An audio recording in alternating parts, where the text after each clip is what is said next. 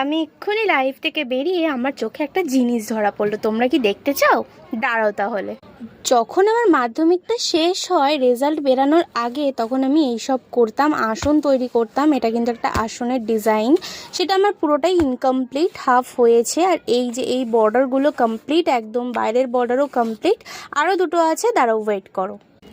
এই যে একটা ডিজাইন, তোমরা যারা আসন তৈরি করতে পারো তারা জানো এইসব ডিজাইনের নাম। আমি ঠিক জানি না, আমি জাস্ট শিখছিলাম। বাট তারপরে আমার একটু কি বলবো, দুটো উইংস তৈরি হয়ে গেছিলো, তো তাই সব ছেড়ে দিয়েছি আর ইনকমপ্লিট হয়ে সবকটা পড়ে আছে। আরও একটা আছে, দাঁড়াও।